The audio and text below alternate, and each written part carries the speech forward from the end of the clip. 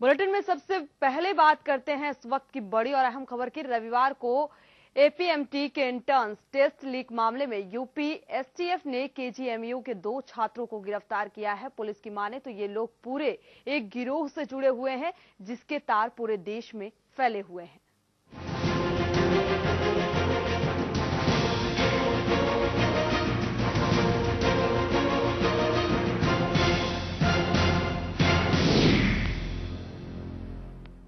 तो ये एक पूरा सरगना निकलकर सामने आ रहा है। सीपीएमटी सॉल्वर गैंग के केजीएमयू के 2 एमबीबीएस छात्रों को जेल भेज दिया गया है।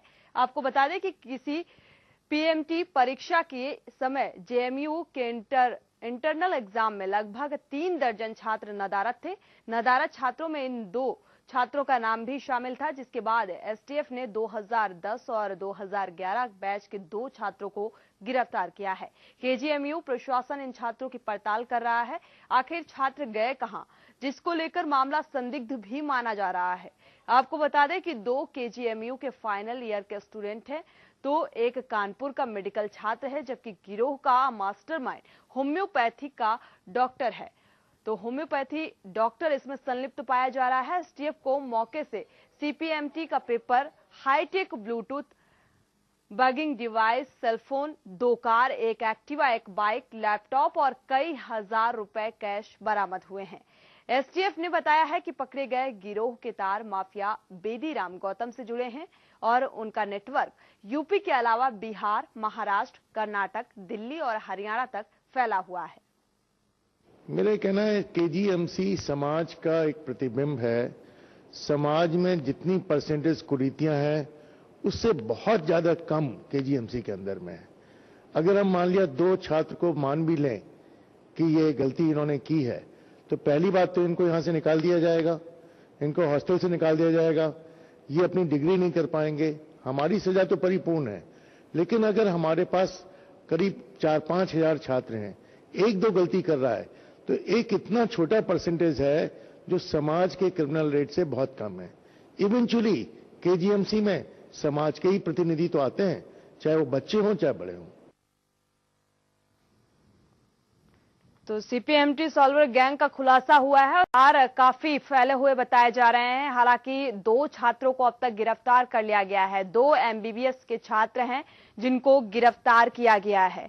छात्रों की गुमशुदगी को गंभीरता से लिया गया है और अब इस पूरे पहलू की जांच पड़ताल की जा रही है। तो सीपीएमटी सॉल्वर गैंग का खुलासा हुआ है। 2 एमबीबीएस छात्रों को अभी तक जेल भेजा जा चुका है। मनीष श्रीवास्तव इस खबर पर जुड़े हुए हैं ज्यादा जानकारी के लिए संवाददाता। मनीष, क्या अपडेट मिल पा रही है इस संबंध में?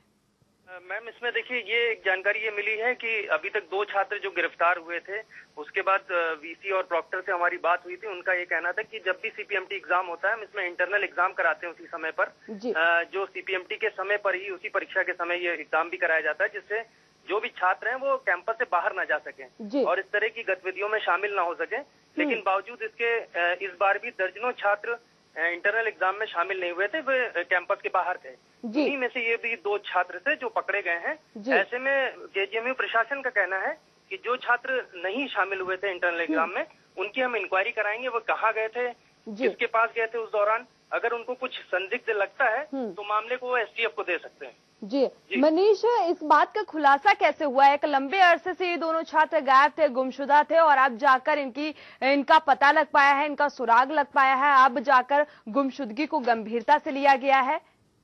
नहीं, गुमशुदगी नहीं थी मैम, ये एक्चुअली यहीं पे थे और इनका ये साफ तौर पे ये था कि इंटरनल एग्जाम ये 2010 और 11 बैच के हैं दोनों छात्र, और 2011 बैच के थे, इनका इंटरनल एग्जाम था। ये यहीं के 4th ईयर के छात्र थे और दोनों मेरिटोरियस छात्र थे। इन लोगों का ये साफ तौर से कहना है कि पैसे की हवस, एक रातों रात पैसा कमाने की हवस ने इनको इस राह पर मोड़ दिया है। और इसमें जो वीसी का साफ तौर पे कहना है कि जो इस तरह के गैंग हैं, इनको अगर सख्त से सख्त अगर कार्रवाई इनके ऊपर नहीं की जाएगी तो इस तरह के छात्र को ये गुमराह करते हैं और उनका भविष्य अंधकार हो जाता है और वो जेल की सलाखों के पीछे होते हैं। ऐसे में कानून का सख्त पालन करना चाहिए और उनकी गिरफ्तारी तत्काल करते हुए इस पे अहम कदम उठाना चाहिए। जी मनीष, बिल्कुल ये बात साफ होती नजर आ रही है। अभी शुक्रिया इस तमाम जानकारी के लिए। तो काफी अहम मुद्दा है। Procter SN. कुरिल हमारे साथ जुड़ चुके हैं। स्वागत है आपका। जिस तरह से ये पूरा मसला सामने आया है, इसको देखते हुए क्या लगता है, किन किन लोगों के इसमें शामिल होने की उम्मीद जताई जा रही है?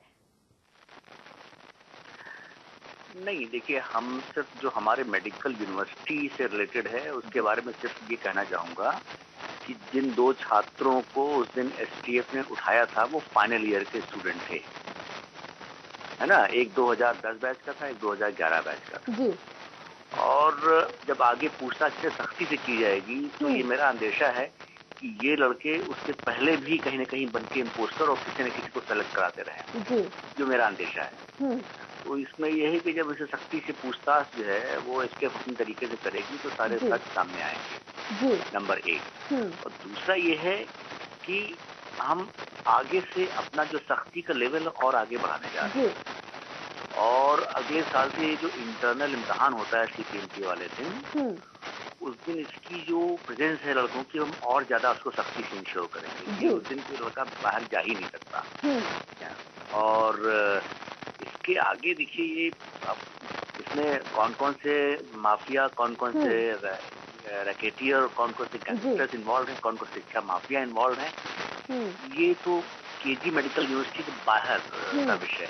तो ये जो अपराध इनका इन्वेस्टिगेशन करती हैं, ये उनको चाहिए कि उनकी तह तक जाए। लेकिन यहाँ अंदर चिकित्सा विश्वविद्यालय में हम सख्ती और बढ़ाने जा रहे हैं।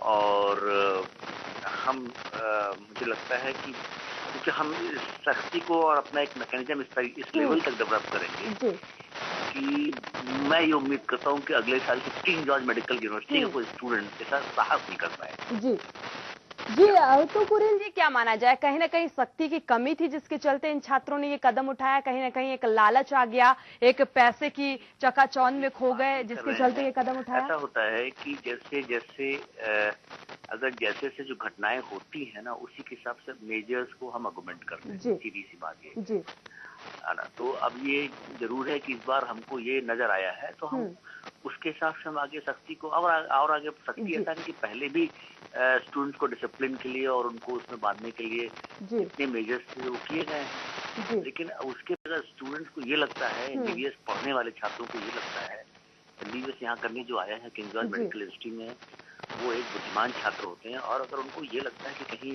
हम इम्पोस्टर बनके और एग्जाम लेंगे और बच जाएंगे, तो ये सरासर उनका गलत सोचना है।